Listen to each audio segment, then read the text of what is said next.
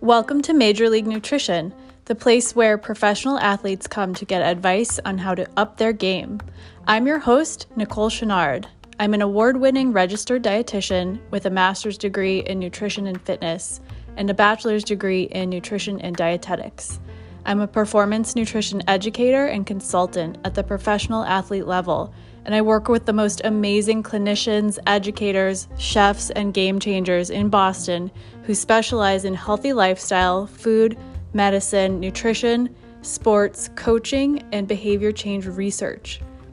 I've successfully coached thousands of clients to get to their health and fitness goals, including weight loss, weight gain, energy, metabolism, supplement use, drug-induced nutrient depletions, travel, getting to their PR, marathon training, emotional eating. Understanding calorie needs are different for pitchers than they are for hitters, endurance versus strength, meal planning, technology to help with tracking, myth-busting exercise and nutrition information, handling positive and negative social cues, and not letting their own thoughts get in the way of their success. The weekly episodes in this podcast are here to bring you a combination of educational interviews with the most fascinating experts I know in health, fitness, and sport, as well as science-backed, real answers to your nutrition, health, and fitness questions. The Major League Nutrition Show is free to listen to and can be found on any app that supports podcasts. The best compliment you can give to the show is to let others know about it, subscribe, and send your own questions, including sponsorship requests, to majorleaguenutritionllc@gmail.com. And you can also follow me on Instagram at Major League Nutrition. For even more information, you can always visit majorleaguenutrition.com.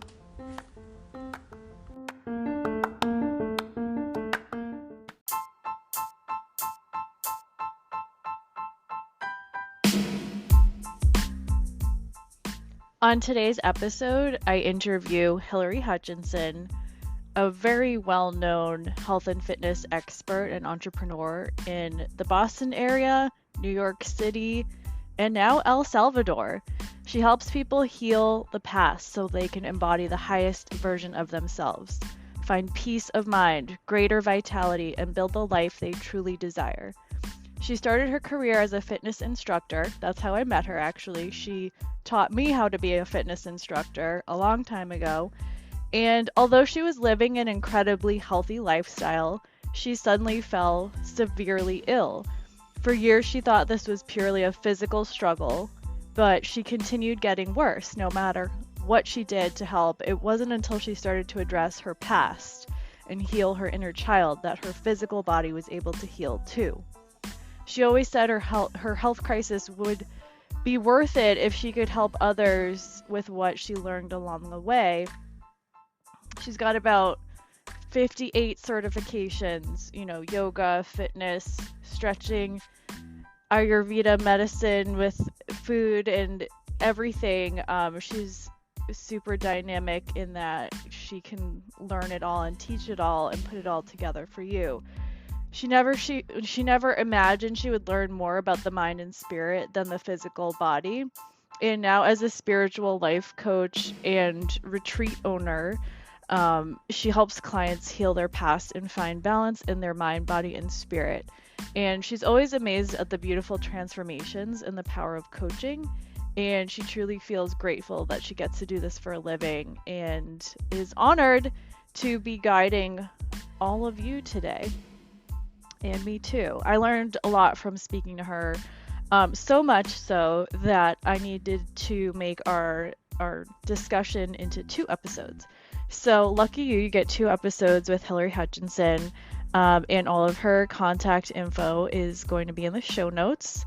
So stay tuned and learn and maybe even start to heal.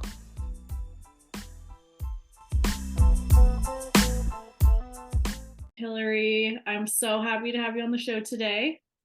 We've known each other for many years.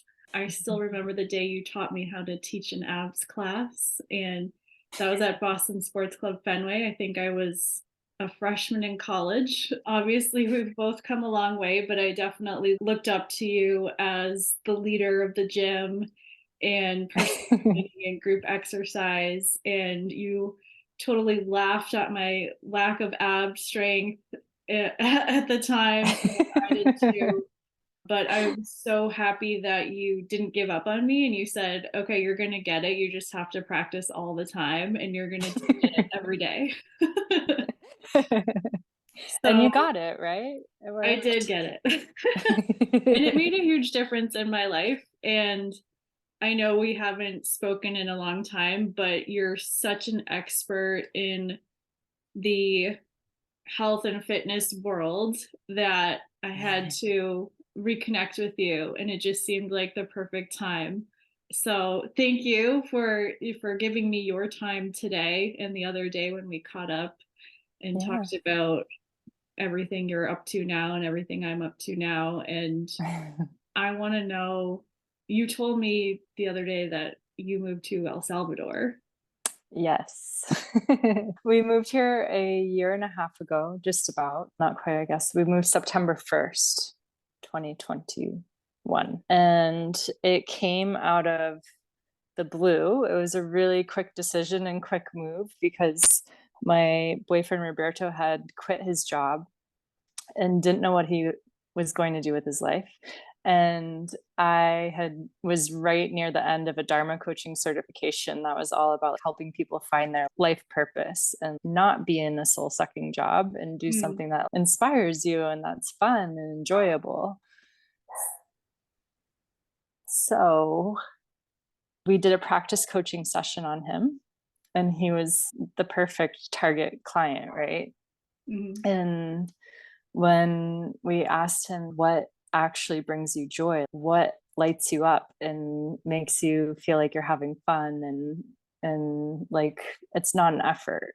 And he said that it was really when he was bringing people together around the dinner table, cooking, having a good time, making people feel like family, and just making lasting memories. And so a few hours later, all of a sudden, like he came out of the bathroom and was like, I've got it.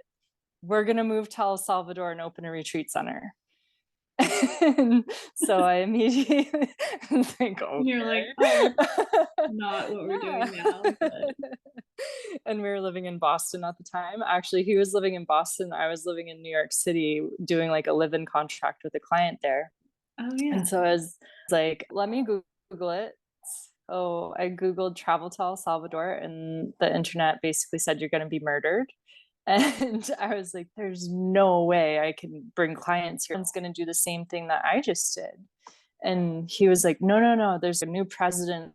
Everything's changed. Everything's different. And I'm like, you got to prove it. So Yeah. we're going to El Salvador this weekend. And he was like, I don't know. And I was like, no, I only have the next week off. So if we're going to go, let's go now, prove it, and make sure it's a valid idea versus dreaming about something that we don't even know is valid. That was on a Tuesday, and Saturday we were flying to El Salvador. And so we definitely fell in love with the country, and we went to visit his aunt here, and she had a beach property just sitting here that she never uses. She hadn't even been to in 3 years. And Whoa. so, and she only lives 45 minutes away. So Wow, we're that like, is kismet. yeah, we told her like our idea and everything. She's, oh, you should go check out the property and see if it would be a good fit for what you guys want to do.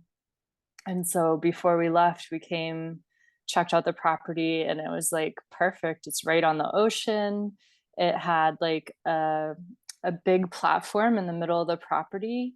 The roof had fallen off and everything. So we knew there was some renovations to do, but it Mm. was like the perfect yoga platform, like just perfect. So it was just like, this is just meant to be, and everything just fell into place after that. We were gone for 2 weeks, and then we started the renovations. We came back in 2 weeks for 2 weeks and started the renovations, and then we just packed up our lives in Boston for a month, and then we moved. So it was a very quick 2 month life changing decision. So Why do people always think that something like that is so hard when it can be so easy? Anytime we're stepping out of our comfort zone, it seems a huge big deal. And people tend to like to stay safe. And that's just our brains functioning primarily, is the ego part of the brain, the lower brain is trying to keep us alive. And Right. anytime there's change, it's like, you're going to die. It's like, I'm going to start a diet tomorrow. Don't do that. You're going to die. Like, it will Mm, always try to like keep you safe. It likes what it knows best. So it's just one of those things that then that also plays into how all of our friends and families' brains work. So they don't want you to leave and move and totally do a life-changing thing, because they want to keep you safe too. So I think it's both our own brain trying to keep us safe, but then also the opinions of our family and friends, that they're not generally supportive of big ideas like this because they want to keep us safe. So I and think that it's, affects our brain more. yeah, then people just think it's just too big of a dream or too grand, or they're just afraid to Too step out of the unknown. comfort zone. Yeah, it's the great unknown. You have no idea what could happen. And that makes people stay in the comfort zone. But that's Big also the best part. I'm going to ask you about what led up to that, but you can't heal in an environment that made you sick. I, No. I don't know who first said that, but I think about that a lot because I've lived in different places and I can always really feel the difference in what feels easy and what Yeah. feels weighted down and just why is this so difficult? And I think sometimes people wonder, why did you get into this field? Did you have someone in your family who was in the same field, or did anyone Mhm. influence you? And how did you get into fitness? Fitness was, it's a bit of a lifelong journey. I always joke, when I was a little girl, I used to get up at 6 a.m. and do Mousercise on the Disney Channel before I went to school. And I got my first LA Gear weights and workout Barbie doll, my sixth Christmas, I think, or fifth Christmas. So it's like I've always been into fitness in some way. And then Now, who bought um those for you? my dad, of course. My dad Mhm. was super into sports, and that's really why I got into the fitness industry. Is that when I was 6, he had brain cancer, and he had 15-year journey with brain cancer that Wow. was really intense. And like when I was 6, the doctors gave him 6 months to live. And at Oh, that point, he promised to see me graduate from high school. And so he it was like he was a very determined, stubborn person. And like the doctors, I had a letter from one of his doctors. I have no idea why he's still alive, but he's very stubborn. oh, or smart. So Let's play yeah. around, shall we? Yes. So when I was 21, a couple weeks after I turned 21, he died. And at that point, like, I was going to Suffolk University in Boston for entrepreneur studies. Oh, And I was like walking through the common going to class one day, and I was just like, I wonder how I can honor my dad with what I do with my life. And he was always into sports. He was a baseball umpire, he was a basketball coach, he was a basketball referee, he was into football. He was just a really big sports guy he and was coaching the kids. sports guy.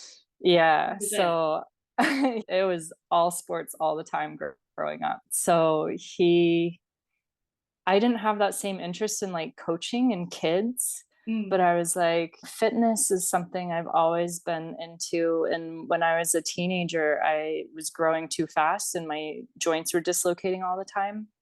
And Yeah. so my doctor made me start personal training when I was 14. And Oh, after that, I never had another joint dislocation again. And so it was just kind of like, I feel like my whole entire life I've been on my path the entire time. But my dad was really a primary motivator. And even my mom too, like when I was a teenager and working out with a personal trainer, she ended up becoming a personal trainer.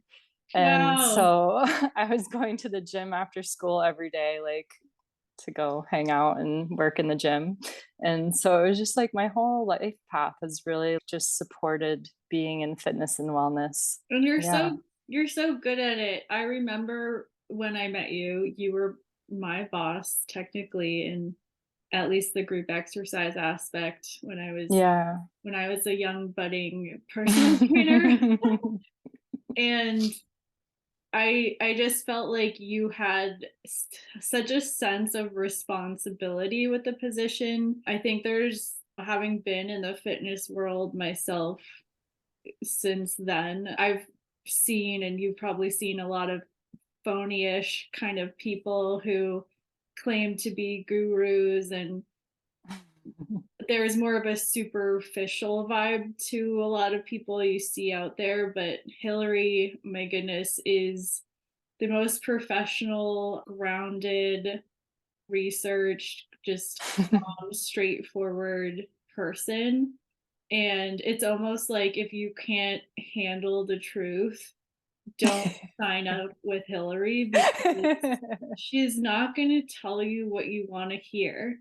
She's going to tell you what you need. And Yeah. to me, that's the most valuable. And I'm really glad I didn't quit. When you told me I had to teach abs classes and I felt like a failure, you said, no, you're going to do it. And I thought, okay.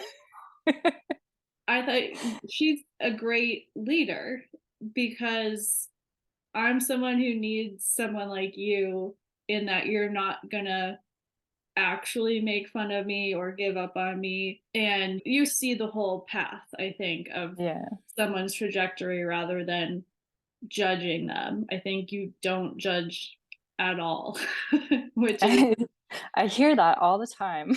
I bet you do. And that's really valuable. And I think And it's all about meeting people where they're at on their journey. I always look at fitness and nutrition and healing in general as part of our personal evolution here. And so even if you get into working out, right? Mhm. But you're like eating pizza and drinking alcohol, eventually you start to I fix did your that last diet. night. But it was cauliflower pizza, and See, that's made it different. ourselves. So there's a difference. It's generally you get on one path and then slowly you start to open up to different things. And it's like you're not just overnight going to become this vegan, super yogi, power lifter, all the things, juggling all the balls. It's no, everyone's at a different place on their journey. And it's about understanding that and meeting them where they're at, not with all the expertise what I think they should be at. Everyone has different goals. And I think what you were saying, like, I'm very straightforward that you have your personal goals that you want to achieve, but there's also things you need to do. So with abs, you need a foundation, right? If you can't hold plank for 10 seconds, then why are you doing 100 crunches?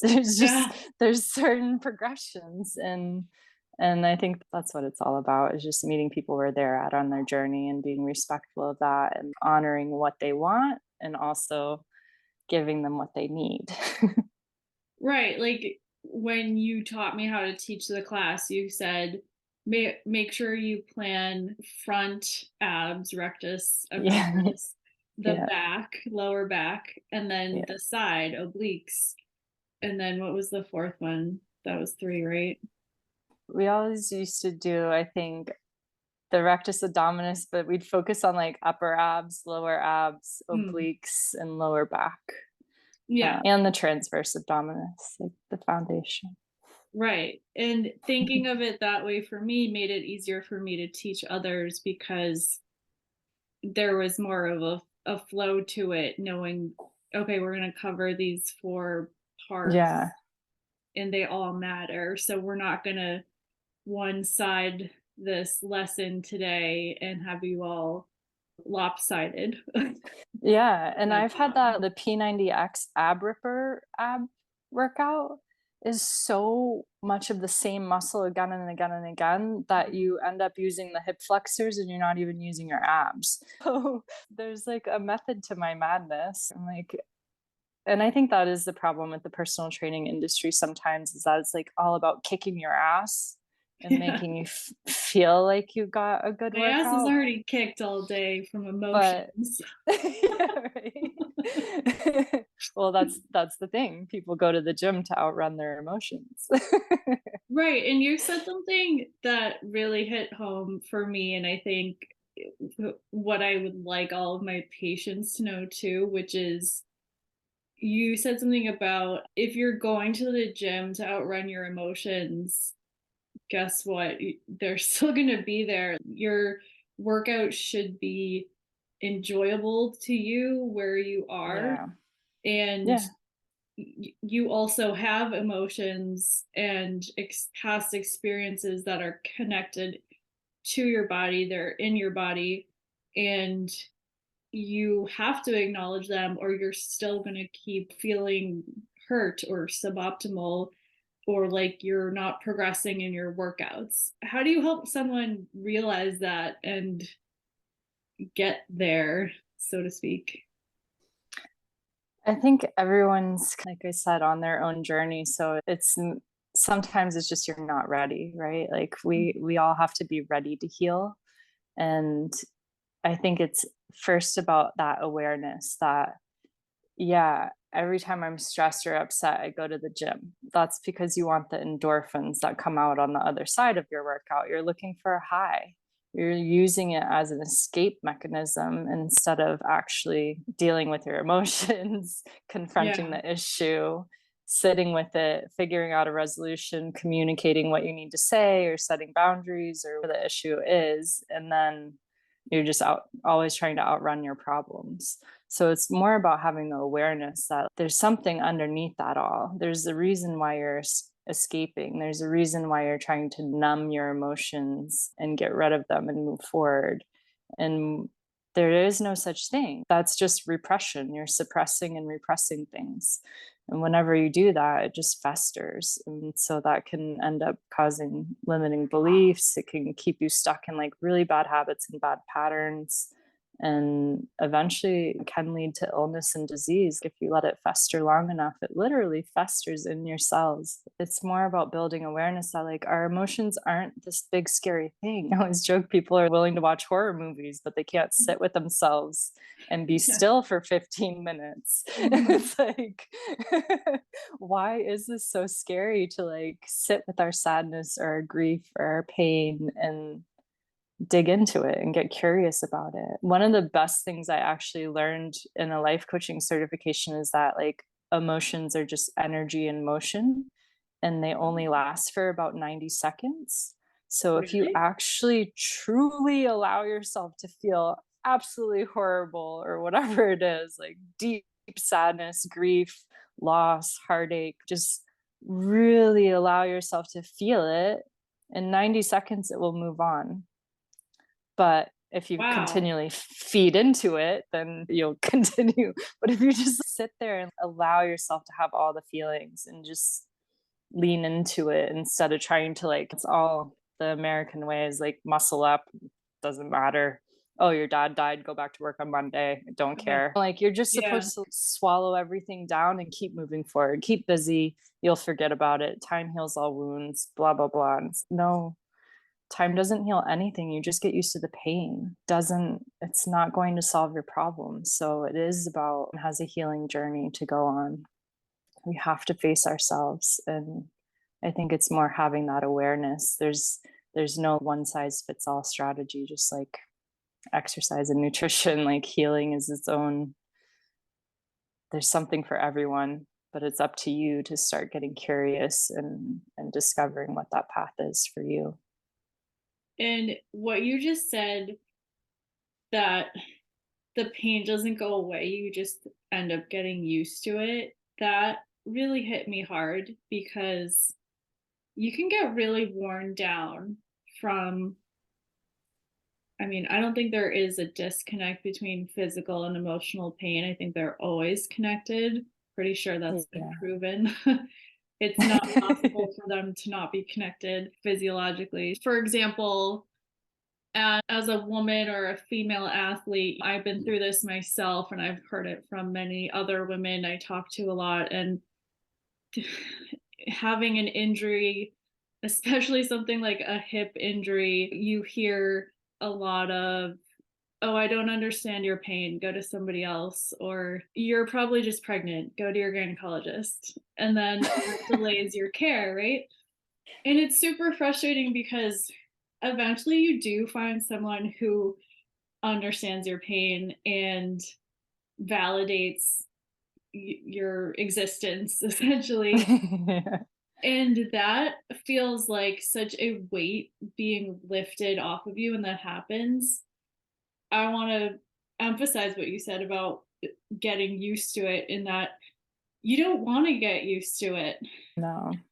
I think for something like a loss that you had with your father, I think you over time probably just feel different about it because it never goes away. You're always going to feel pain about that, but the fact that you're incorporating what his life passion was into your life passion and then spreading it literally to the whole world in a positive, meaningful way, you're taking pain away from yourself and all of these other people. And that's something to celebrate. Yeah. And like on my healing journey, I still did a lot of work with my feelings and emotions with my dad and past memories and forgiveness and different healing work around him that now I feel totally different than I did probably 5 years ago.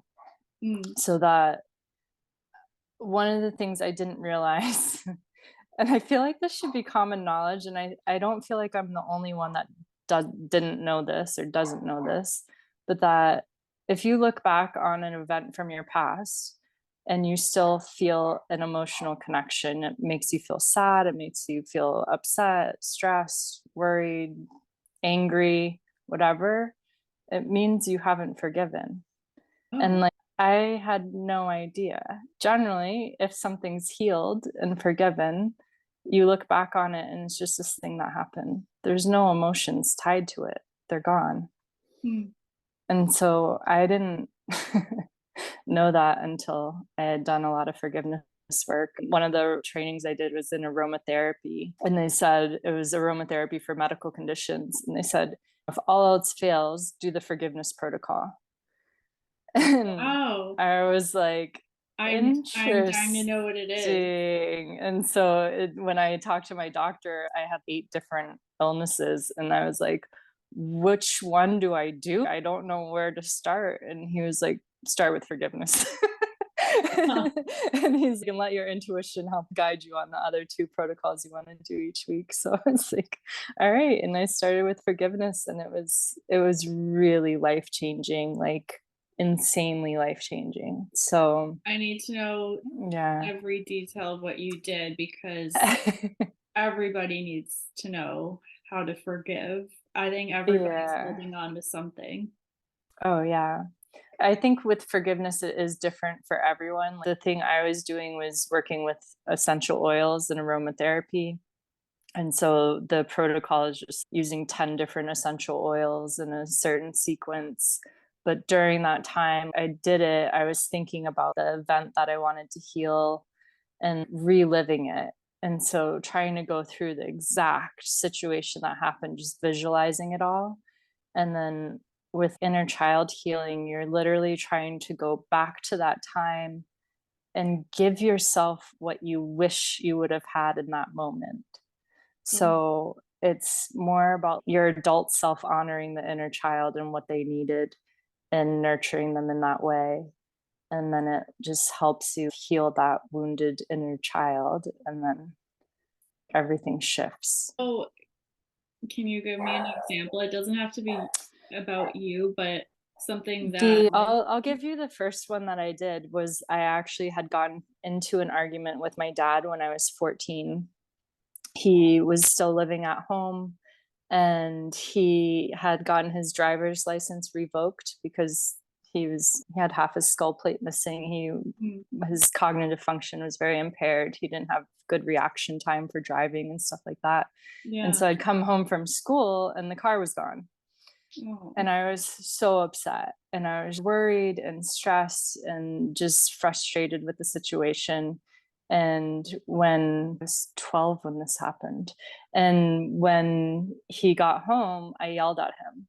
I told him he was an a-hole for putting other people's lives at risk on the road, and that he was a jerk. And I'd never sworn at him before or anything. So it that was really just like, meant number something to one, you. yelling at him and swearing at him.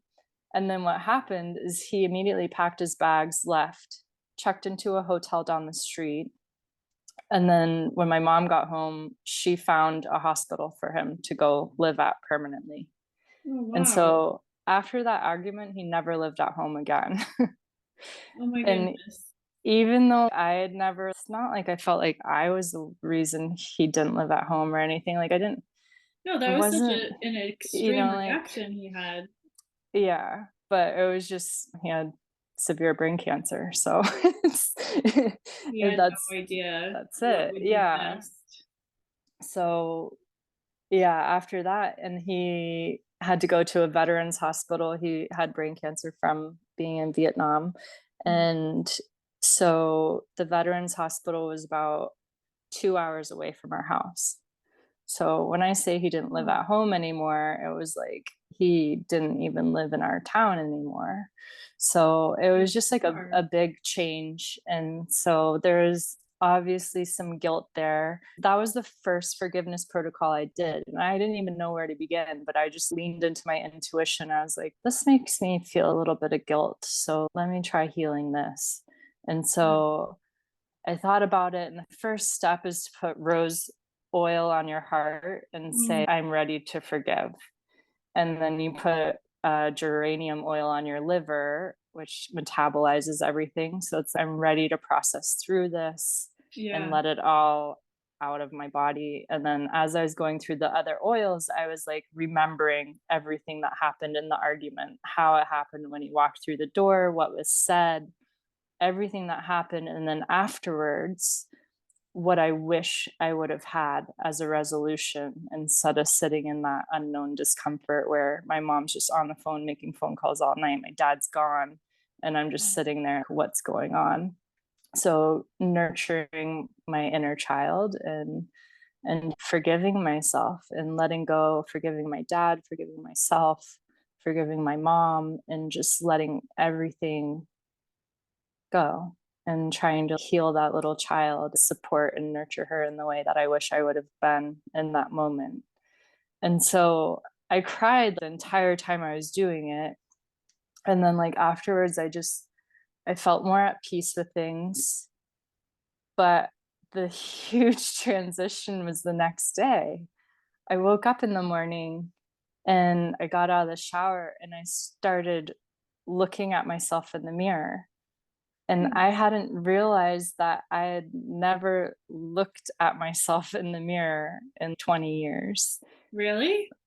Yeah. I never make eye contact in the mirror. It's just like this, make sure there's nothing in your teeth and get the F out of the bathroom. I am not a girly girl in any way. So it was just all of a sudden I was staring in my own eyes and I was like, have I actually been ashamed to look at myself in the mirror like all these years? Is this where it came from? And then I just started like moisturizing and doing all this self-care. And I don't moisturize, I don't need it. Self-care isn't really my thing. It was just like all of a sudden effortless. And so I realized like how much guilt and shame I had been carrying around for all that time, like 20 years. And was just kind of like, holy crap. Everything just shifted. It was just insane. And it didn't help. Part of your brain opened up for you to be able to use and not have to think about it. Yeah. Or you're suppressing something, you're literally suppressing like a part of your brain. It's like part of you isn't functioning as a whole. And that's what I found. The more things I healed, like after that first experience, I got not addicted, but I was just like, okay, I'm going to do something every week to let go of the past. And it didn't really start to heal my physical body at all, but I started feeling just this freedom in my mind. Everything was lighter. It was a peace of mind that was just within me at all times. You're literally carrying all this baggage and you have no idea because you've been carrying it so long. It's when you lose 30 pounds and then your trainer's, okay, go pick up that 30-pound dumbbell. That's what you were carrying around all these years. And you're like, It what? hits you all of a This sudden. is so heavy.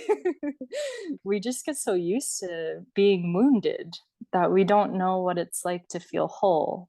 And that's, I think, why it becomes so silly once you've done healing work, that you're like, why is everyone so afraid of this? What do they think is going to happen? You can only feel better. So that's true. I mean, it's for you, when in that one example, giving yourself what you needed when you were 12, yeah. you, just so people understand, how long did that process take once you decided to do it? Oh my gosh, it was probably like 20 minutes, maybe 30 at the most. So it really doesn't have all that much Like, time. It just has no. to happen. Yeah, and that's the thing. It's intentional. That's why I say you can't outrun it at the gym. You can't escape it. You can't let time heal all wounds. It doesn't heal them. Two things happen. You get used to the pain and your memory sucks. So your memory begins to not feel as intense towards it. But when you reflect back and look at it, then all those emotions come right back up. Your memory does feel as intense. You just become numb to it in a way. You also told me about, I'm really interested in this because I've been very active in sports and been injured a lot. And a lot of my patients and clients have lots of orthopedic injuries, military injuries, Yeah. emotional injuries. And you said something to me that I thought was so fascinating, that there's a masculine side of the body and a feminine side of the body. Yeah. Yeah. And I feel like I want to know more about that. It's so So, interesting. in general, an injury comes along in our life when we need to slow down and face something. Mhm. It is kind of a subconscious wake up call of, okay, you're going to have to lay in bed and be laid up and not be able to go run and do all the things you love to do to keep yourself busy and distracted from the things you need to heal. So now I'm going to force you to lay in bed so you have plenty of time to heal. But then nobody does the healing work anyways. They just Mhm. focus on the physical ailment. But subconsciously, we have the left side of our body is the feminine side. And this is even like within yogic philosophy, the alternate nostril breathing. If you only breathe in and Oh, out through your yeah. left nostril, it's cold air. If you only breathe in and out through the right, it's hot air. So the left side is cooling, it's feminine, it's the feminine emotions of like grief, shame, sadness. It can relate to females in our life. So I find a lot of men have knots in their left butt cheek, a lot of women have knots in their right butt cheek because they literally have a male or female that's a pain in the ass. Yep. And then the right side is the masculine side. So it's more about anger, greed, hatred, jealousy. It's the more masculine type of emotions. It's hot, it's more intense and strong. It's true. Like, really. Yeah. So it's just our body is always divided. So it's talking to us in different ways if we'll pay attention. I actually had a client, it was funny. We were out for a run one morning and it was a group of girls and she like ran around a telephone pole to jump out and scare us. And when she did it, she fell off the curb and broke her ankle. Oh my gosh. And so I got talking to her as we're going back to the gym, and I was like, you know, what's going on in your life? What is there anything happening with the man? Because it was her right ankle, and Oh, the ankle is moving forward in life, right? yeah. So I was like, is there something going on with your boyfriend? Like you're hesitant to move forward with him, or what's going on? She was like, oh my God, yes. And this actually happened 2 years ago. We were in Nicaragua at the time. She Mm. had gone lava boarding and What is that? you can go snowboarding down like the lava volcanoes. dark, not hot lava, but Oh, the okay. That doesn't burn you. the black lava. So she'd done that, and she like bumped into the person in front of her and broke her ankle. And at that time, she was also going through relationship problems. And so it Wow. was just like one of those things that it was like, wow, every client I have, whether it's massage or training, we start to go through the injuries and the surgeries and stuff. And there's always the subconscious connections tend to always line up. I've really come to have a strong belief in them, even though at first I was a little skeptical. But every single symptom you have is generally a sign of something underneath it all. So even something like laryngitis can be you're not willing to speak up about something, you're suppressing your own voice, you literally lose your voice. An ear infection or tinnitus or anything like that is there's something you don't want to hear, or you're trying to avoid even like your own inner thoughts. You don't want to hear your own thoughts. Pink eye is there's something you don't want to see. Your tract infection, you're pissed off about something. So it's just like all these little things, like they make so much logical sense when you think about it, but not everybody wants to acknowledge that that's what's going on in their lives. A great way to get a clue about what's going on if you're not aware of it or willing to be aware of it in the first place. Yeah. And then another great place to become aware of these things is your retreat center. It sounds like Yes. in El Salvador. You obviously studied entrepreneurship and it shows. Tell us about your retreat center. I think this is fascinating, and I was looking at your website and it just looks so relaxing. Yes, I know. We actually have a good sized family here right now. There's 12 people, and they were just telling me how lovely it is. And they're like, it's just so peaceful and calm. And we're actually laughing all the time, but we're so relaxed, you probably can't hear us. We have a 5-bedroom retreat center that's on a private beach. So when you go out to the beach, you don't see any other people. You're just there by yourself, pretty much. There are some other houses on the beach, but the people in El Salvador don't really go to their beach houses. So we generally only see people on New Year's and Easter. And other than that, the beach is totally quiet. That's really interesting. Yeah, it's hot here though, and most of them live in San Salvador, which is about 45 minutes away. And because it's so much higher in elevation, it's about 10 to 15 degrees cooler than it is here. So they that must just be nice. like to stay in their cool climate and don't come down to the beach. It's usually 90. It's generally 90 at least every day. It depends on the season.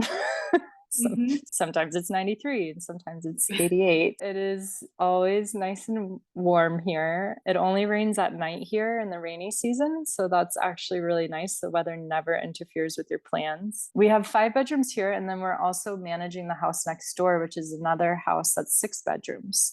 So sometimes we do big retreats. We have one in February that we're using both properties for. There's multiple options, and we really do specialized retreats. Everything we do is customized. Roberto's a great chef, and so he customizes the menu to exactly what your food preferences, allergies, all of that stuff is. And then there's so much to see in El Salvador that be wise, we like to see how much rest do you want to get. Our guests here right now are alternating days. So one day they're going out on adventures, and then the next day they're chilling on the property and just like laying in the hammocks and enjoying the beach and the pool.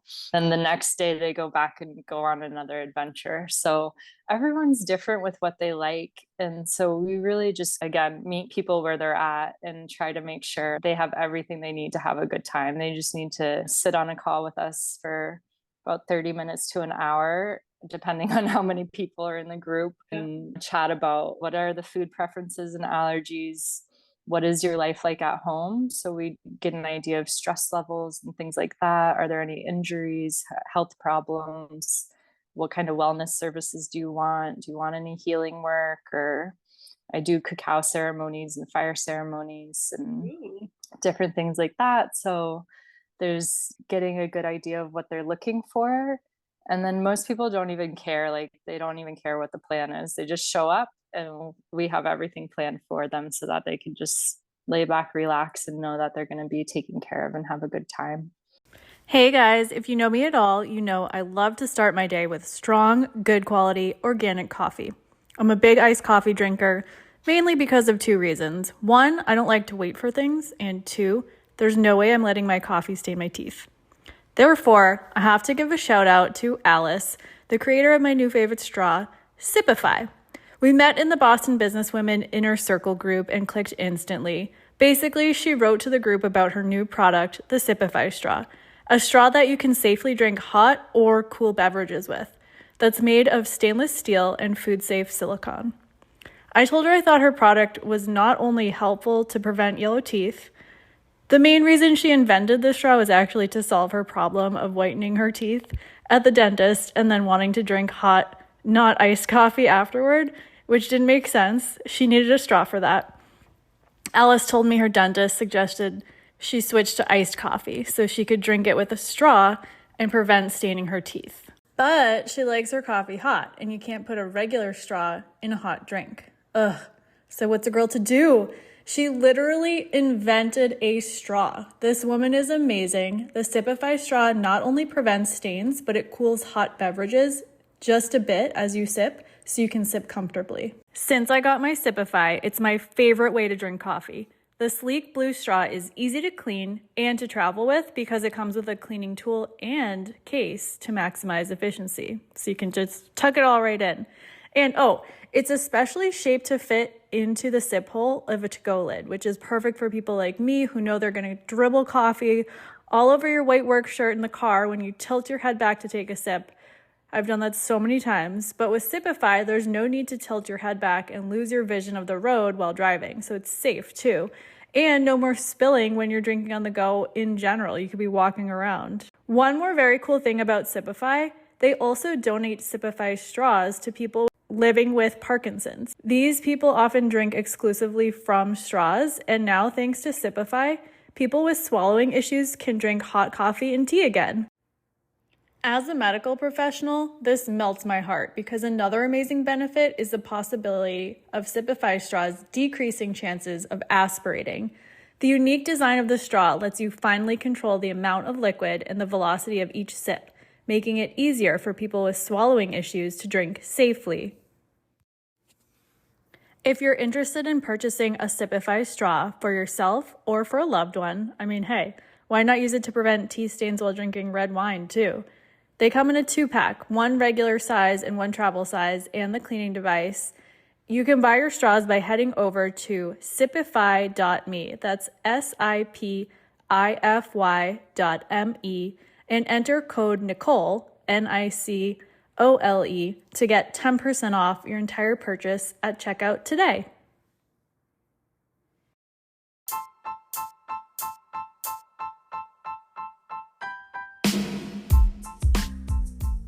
Hilery is truly amazing, isn't she?